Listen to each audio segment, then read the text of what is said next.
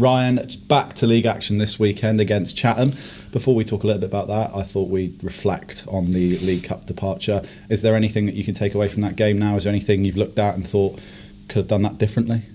Not really. Not too much change from the evaluation and reflections after the game Sunday.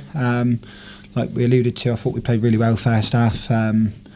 Just lacked that final ball or finish in the final third, which hopefully we can improve on this weekend. And again, just a lapse in concentration for a short period of time and got punished. So we've just got to concentrate for 90 minutes on Sunday and, like you say, try and focus on ourselves and improve in areas we need to improve on. Going out of the Cup, as we previously talked about, means you've got an opportunity now to just put all your attention on the league. How confident are you in the next few fixtures that you're going to be able to iron out some of the frustrating results that we've got and try and get ourselves at the table a little bit more? Yeah, well, the league's difficult. We're not going to sit here and make any excuses. Some of the performances haven't been good enough, and spells in games haven't been good enough. So we need to improve quickly. We've got an opportunity to do that against Chatham on Sunday. Gives us a little bit of a cushion if we get the 3 points this weekend. I think we'll pole 5 clear of Chatham if we win, and if results go our way, could be 6 clear of Bees after only 6 games, and narrows the gap on the teams above us with that still got that game in hand. So obviously it differs every week in this league, small league, so 3 points is vital on Sunday, and like you say, we've got all intentions to go there and come home with the 3 points. Chatham's a team that's obviously changed in terms of branding over the last season. Last time we played them last season, we got 3 points, they got 3 points. Looking at this season, a lot's changed for both teams, as we always say. What are your thoughts going into that match? Is there anything you've noticed that's a huge difference compared to last season? They play a similar sort of formation. Jesus came in and took over from Dan when Dan departed, played a similar style, but he's now moved on this week, which is a little bit of a pain because we've done our homework, we've done our research and our analysis on how they play. Will they change possibly with a new interim manager coming in? So we've got to be adaptable on the day. So like you say, we've put into practice how we think they're going to set up and areas we can exploit in their team. But like you say, we're going to have to be very adaptable as a coaching team on the weekend because, like you say, there might be a few surprises with the change of management so short before a game. So, yeah, they're a difficult side. They've got some quality players. Like you say, you've alluded to, we won 1, lost 1 last year against them. I think travelling in this league doesn't help. I think even if you look at the men's team, travelling away is difficult. It's Plymouth miles from anywhere. We do a lot of our travel on the day, so we're talking 5-hour journeys before getting off the bus and playing. So, like you say, we've just got to be disciplined and concentrate for that whole 90 minutes and confident we can get the 3 points. What do you reckon it's going to be like for that new interim manager that comes in? Obviously, it's not a situation, I suppose, that you've had per se, where you've sort of been thrown in the deep end with a new team.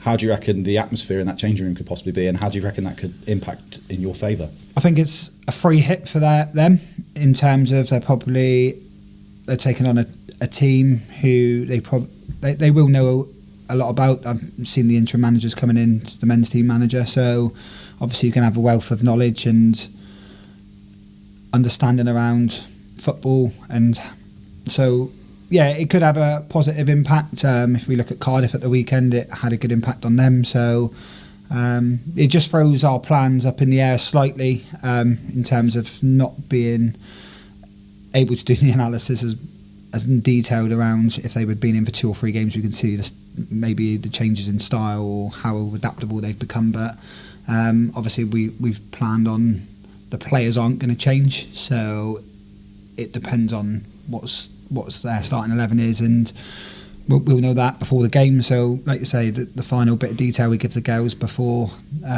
will help them in that game. And looking internally as well, obviously you can't really focus on them because of all the changes, so you're going to have to look at yourself. You mentioned availability in the last few weeks. It's been a frustrating point for you as a manager. What's it going to be like for this weekend? Still missing players. Like we've alluded to previously, Rosie's away with the Navy, Jade's on a course. Mia and Gemma are unavailable this weekend, so yeah, it's a little bit frustrating to say the least. But like you say, it's not in our control. We can't control who's available and who's not.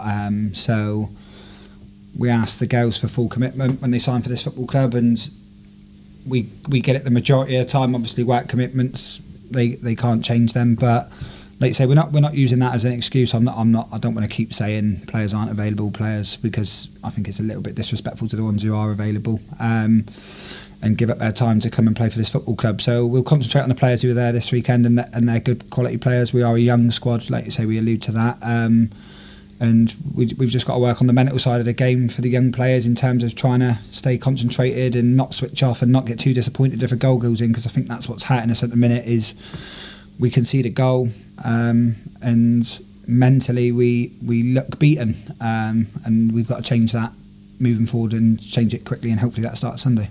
You mentioned their concentration. Obviously, most managers tend to look at football games as one after the other. I don't want to look too far ahead, but obviously next week we're back at home finally. It seems like it's been forever since we've played a match at home. It's not at Coach Road, it's at Tor Point, and that's been confirmed now against Portsmouth. How delighted are you to be sort of back in the local Plymouth area? Although it's not Plymouth, it is still a ferry over to get there. How excited are you and the girls to potentially have a good crowd behind you? Well, I think it just gives us another opportunity to grow the fan base. Obviously, we've not played at Tor Point before. We've played at Salt Ash and got good crowds in, so hopefully we can draw a crowd into Tor Point. And like I say, we've started to grow the fan base in Newton Abbot at Coach Road. Obviously, we haven't played at home for over a month. So yeah, it'd be nice to try and draw in a bigger crowd and get a bit more of a fan base down in Tor Point. And hopefully when we play the games at Home Park and we eventually move to Brickfields, then hopefully those fans we can inspire, and they'll start coming and watching the women's team more regularly. So yeah, looking forward to playing there. It's a nice setup at Tor Point. Played there when I was younger myself. So yeah, looking forward to going across the ferry and hopefully making it as difficult as possible for Portsmouth. And I think for Imi especially, being a Tor Point girl, born and bred over there and went to school, I think hopefully she can draw in a crowd on her own. So yeah, looking forward to playing out there. Well, before we get to that match, best of luck for this weekend at Chatham. Cheers, Jake.